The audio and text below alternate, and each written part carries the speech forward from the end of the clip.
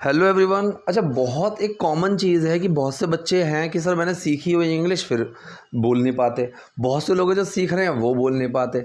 सीख कर बहुत से लोग हैं बोल ही नहीं पाते। अब रीज़न इसका क्या है?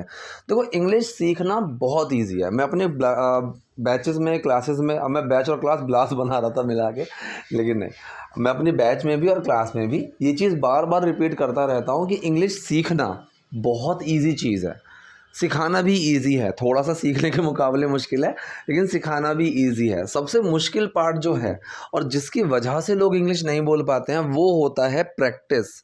और प्रैक्टिस में एक प्रॉब्लम आती है। क्या आती है? प्रैक्टिस में ये प्रॉब्लम आती है कि जो चीज़ें हमने सीखी हैं उसको कैसे यूज़ करूँ प्रैक्टिस में। अब मुझे कोई लिख कर दे दे कि भाई ये चीज़ें तूने सीखी हैं, इस इसको ऐसे ऐसे यूज़ कर, तो मैं कर भी पाऊँगा।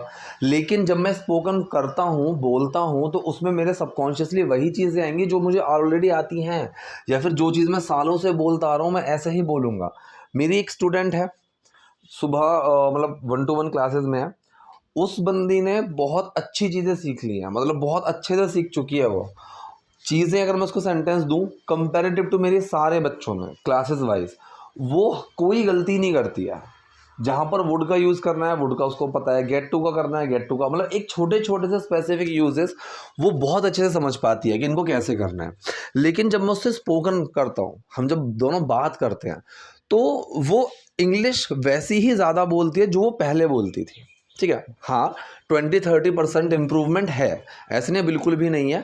लेकिन जिस हिसाब की उसकी राइटिंग है, हो चुकी है राइटिंग, उस हिसाब का स्पोकन अभी नहीं है। तो मैंने वही बोला कि तुम अगर मेल लिखोगे बहुत अच्छा लिखोगे, मैसेज लिखोगे बहुत अच्छी लिखोगे, लेकिन अब बोलने पर कैसे आएंगे? तो हम स्क्रिप्ट से प्रैक्टिस करते हैं तब बहुत बहुत अच्छा बोलती हैं, लेकिन सबकॉन्शियस माइंड में चीज़ों को बैठाना वो सिर्फ तभी होगा जब आप रज के प्रैक्टिस करोगे, बहुत ज़्यादा प्रैक्टिस करोगे। वो आधे पौने घंटे की प्रैक्टिस से भी इतना नहीं होगा, आपको अलग सा टाइम निकालना पड़ेगा। तो अभी हमारा जो मेजर पार्ट है ग्रामर का क्लासेस में वो ख़त्म होने वाला है ऑलमोस्ट। ठीक है, मतलब मेजर वाला, छोटे छोटे से बचेंगे वो हम डिस्कस करते रहेंगे, लेकिन मेजर पार्ट की तरफ हम बढ़ रहे हैं जो कि मॉडल्स के साथ हमारा ख़त्म होगा। हमने बहुत सारी चीज़ें समझी हैं, हमने अभी थोड़े थोड़े छोटे छोटे से रह गए हैं, जैसे कंजक्शन रह गया है, ठीक है, और थोड़े थोड़े से एज का यूज़ रह गया है, लेकिन ये बड़े टॉपिक्स नहीं हैं।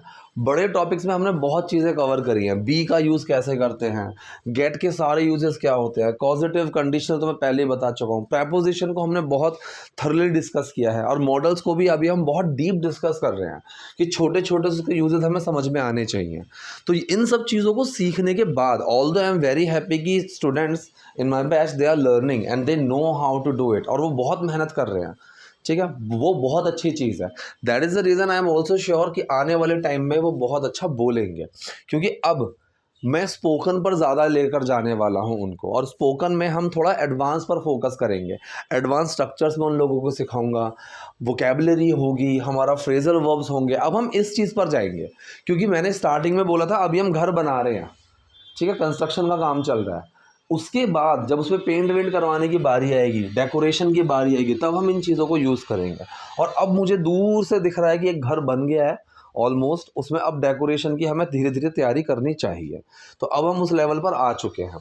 ठीक है, चलिए अब हम आज के इस वीडियो से चीज़ों को समझने की कोशिश करते हैं। बहुत सारी चीज़ें मिलने वाली हैं, चलिए शुरू कर। देखिए, पहला सेंटेंस है, तुमने पासवर्ड भी बदल लिया है।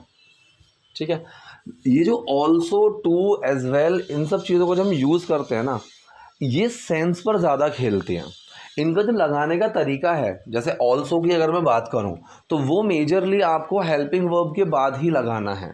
You have also changed. अब इसके दो मतलब निकल रहे हैं कि तुमने भी चेंज कर लिया है और तुमने पासवर्ड भी चेंज कर लिया है।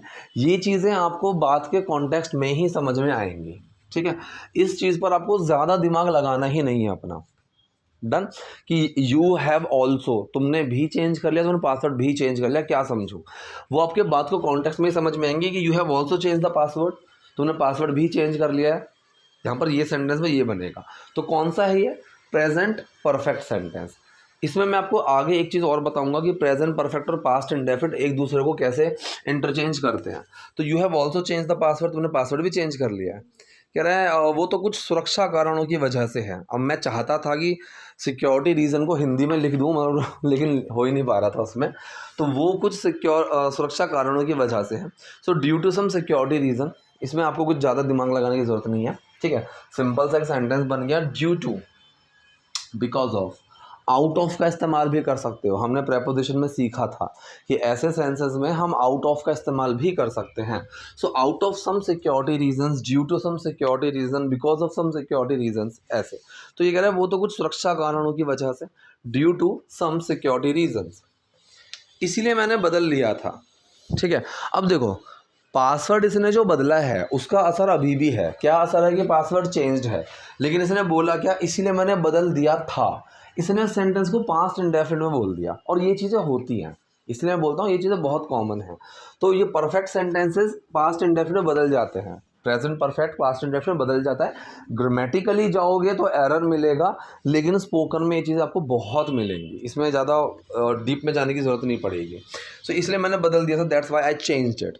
आई चेंज्ड इट की जगह आई हैव चेंज्ड इट होना चाहिए था, प्रेजेंट परफेक्ट में लेकर जाना चाहिए था, लेकिन चलो छोड़ो, कोई दिक्कत नहीं है, पास्ट इंडेफिनिट में ले गए। सो दैट इज़ वाई, इसीलिए आई चेंज्ड इट, मैंने उसको बदल दिया था। अब तुम बहुत सवाल पूछ रही हो, नॉर्मल सेंटेंस है प्रेजेंट कॉन्टिन्यूस का, you are asking too many questions now. Now को चाहो तो आप सेंटेंस के शुरू में भी लगा दो, कोई दिक्कत नहीं है, कि now you are asking too many questions, ठीक है। सो मच क्वेश्चन मत लगाना, मच का यूज़ आप, पहली बात तो चलो काउंटेबल चीज़ें हैं वैसे करेंगे ही नहीं, लेकिन अगर चीज़ें अनकाउंटेबल भी हैं, ठीक है, तो भी मच का यूज़ पॉजिटिव सेंटेंस में मत करना, कोशिश करना नेगेटिव में ही करो, लॉट्स ऑफ, लॉट ऑफ, इसका ज़्यादा यूज़ करो। तो अब तुम बहुत सवाल पूछ रहे हो, now you are asking too many questions, या फिर you are asking too many questions now. अच्छा सुनो, आज मैं देर से आऊँगा, ओके लिसन, आज मैं देर से आऊँगा, सो आई विल कम लेट, ये भी सही है, कोई दिक्कत नहीं है। आई विल बी लेट, मैं लेट हो जाऊँगा, उस वाले सेंस में इसने बी को यूज़ कर दिया। So I will be late today, ठीक। अच्छा सुनो, ओके लिसन, आज मैं देर से आऊँगा, I will be late today, या फिर today I will be late. Simple सा सेंटेंस है, कोई कन्फ्यूजन नहीं है। दरअसल मुझे एक नया प्रोजेक्ट दिया गया है, मुझे एक नया प्रोजेक्ट दिया गया है, पैसिव सेंटेंस है, साफ साफ दिख रहा है कि मुझे दिया गया है, ठीक है। अब पैसिव सेंटेंस है प्रेजेंट परफेक्ट का, हेल्पिंग वर्ब क्या लगेंगी, हैज़ बीन, हैव बीन लगेंगी। दरअसल के लिए एक्चुअली लगा दिया, कोई दिक्कत नहीं है। मुझे एक नया प्रोजेक्ट दिया गया है, ये सेंटेंस आप दो तरह से बना सकते हो। एक तो तरीका ये हो गया कि भाई एक नया प्रोजेक्ट दिया गया है मुझे, और दूसरा तरीका ये हो गया कि मुझे दिया गया है एक नया प्रोजेक्ट। तो इसमें कोई कन्फ्यूजन होनी नहीं चाहिए। यहाँ पर आप इस सेंटेंस को कैसे भी बना सकते हो, दोनों में। बनाया कैसे गया कि आई हैव बीन असाइंड, अब यहाँ पर मैंने खुद को, मतलब बंदे ने खुद को ऑब्जेक्ट बना दिया कि मुझे दिया गया है। आई हैव बीन असाइंड, क्या दिया गया है, एक नया प्रोजेक्ट, अ न्यू प्रोजेक्ट, ठीक है। दूसरा ये चीज़ हो सकती है कि एक नया प्रोजेक्ट दिया गया है मुझे, so a new project has been, फिर हैज़ आ जाएगा, a new project has been assigned to me, या फिर I have been assigned a new project, या फिर a new project has been assigned to me. दोनों में से आपको जो ठीक लगे आप उस तरीके से यूज़ करो। सो दरअसल मुझे एक नया प्रोजेक्ट दिया गया है, actually I have been assigned a new project. और ऑफिस के सभी लोगों, ये लोग होना चाहिए था कलीग्स, वैसे कलीग्स का मतलब सहकर्मी जो साथ में ऑफिस में काम करते हैं, सभी लोगों ने मुझे ये दे दिया है, ठीक है। अब यहाँ पर एक टर्म का यूज़ किया है, एंट्रस्टेड। एंट्रस्टेड का मतलब होता है किसी को सौंप देना, वो भी उसी सेंस में आता है, असाइन के सेंस में ही आता है। तो आप एक असाइन का ही इसको सिनोनिम मानकर चलो, एंट्रस्टेड, ठीक। All the colleagues at office, कि ऑफिस के सारे कलीग्स ने, all the colleagues at office. अब यहाँ पर एक चीज़ समझो, एट ऑफिस ही यूज़ करेंगे हम, इन ऑफिस का यूज़ नहीं करते हैं, ठीक है। मतलब अगर आपको पोजीशन बतानी है, अपनी लोकेशन बतानी है, तो आप इनका यूज़ कर सकते हो। लेकिन मैं ऑफिस जा रहा हूँ, मैं ऑफिस में हूँ, ठीक है, तो मैं ऑफिस में हूँ, आई एम एट ऑफिस ही लगाना, आई एम इन ऑफिस मत लगाना, ठीक है।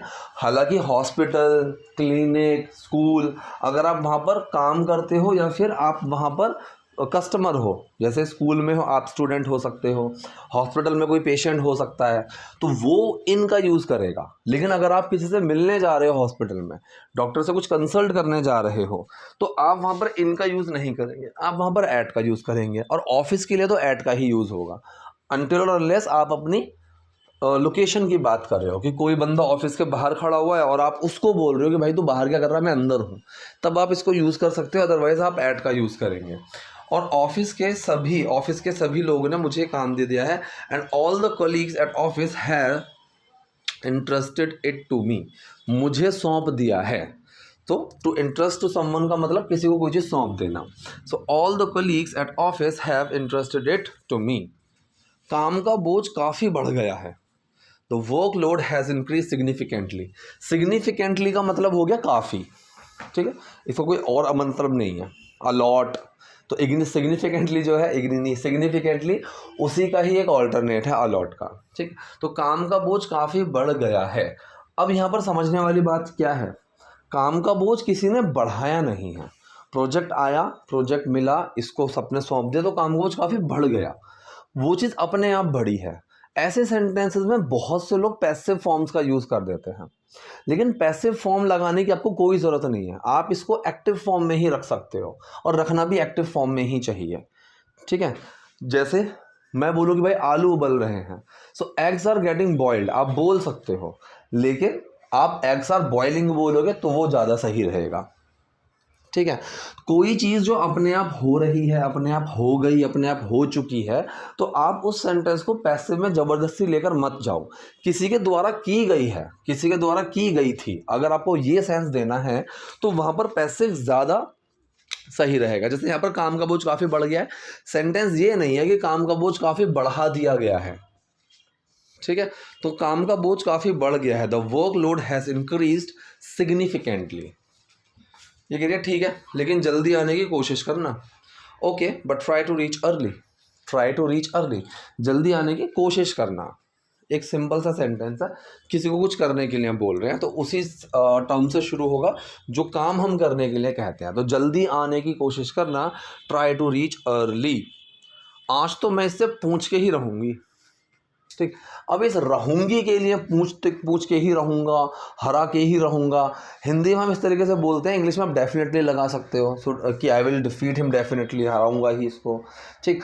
आपको इस चीज़ों के पीछे भागने की ज़रूरत नहीं है, बहुत से लोग इसको स्पेसिफिकली पकड़ कर पागल हो जाते हैं। You don't have to be that, ठीक है। आज तो मैं इससे पूछ के ही रहूँगी, so today I will confront him. अब यहाँ पर जो टर्म है कन्फ्रंट, इसका मतलब वैसे होता है सामना करना, किसी चीज़ का सामना करना, लेकिन आप इसको नॉर्मल तरीके से भी यूज़ कर सकते हो कि किसी से पूछना, यार बॉस को कन्फ्रंट नहीं करना यार मुझे, मतलब मैं नहीं जा रहा उनसे पूछने, ठीक है। तो सामना करना, वो वाले सेंस में आप इसको यूज़ करेंगे। So today I will confront him, कि मैं आज इससे पूछ के रहूँगी, आज तो मैं ये जो चीज़ें चल रही है मेरे दिमाग में, आज तो मैं इसको क्लियर करके रहूँगी। तो उस वाले सेंस में ये सेंटेंस बोला गया है। अब बहुत हो गया, इनफ इज़ इनफ, बस आपको यहाँ पर और कुछ सोचने की ज़रूरत ही नहीं है, बहुत हो गया यार, इनफ इज़ इनफ, बस इतना। आजकल तुम रोज देर से आते हो। अब यहाँ पर जो टर्म है नाउ अ डेज, इसमें 3 छोटे छोटे से वर्ड्स हैं, नाउ अ डेज, ठीक है। तो आपको यहाँ पर इसमें गैप या स्पेस देने की कोई ज़रूरत नहीं है, ये ऐसे ही रहेगा। नाउ अ डेज ये एक ही वर्ड रहेगा। बहुत सी जगह मैंने देख लेता हूँ नाउ डेज वो अलग अलग करके लिख देते हैं, लेकिन आपको वहाँ पर आजकल, इन दिनों, नाउ अ डेज का यूज़ करना है। थोड़ा कैजुअल टर्म में आता है, दीज डेज, टुडे, वो वाली बात अलग है, दीज डे थोड़ा फॉर्मल में आ जाएगा, लेकिन नाउ अ डे जो है वो थोड़ा सा कैजुअल में इंग्लिश में आता है, लेकिन वो ऐसे ही आएगा। You don't have to put unnecessarily space among these words, ठीक है। तो यहाँ पर nowadays you come late every day, कि इन दिनों तुम काफ़ी लेट आते हो, ठीक है, या आ रहे हो, कोई दिक्कत नहीं है। यू आर कमिंग भी बोलो, यू कम बोल दो, सेंटेंस का सेंस वही रहेगा, ठीक। तो ये थी आज की वीडियो, आज के सेंटेंसेस। आई होप वीडियो आपको यूजफुल रही होगी। कोई डाउट, कोई क्वेरी हो तो कमेंट बॉक्स में बताइएगा। वीडियो पसंद है लाइक कीजिए, नए हैं लाइक सब्सक्राइब दोनों कीजिए। Thank you.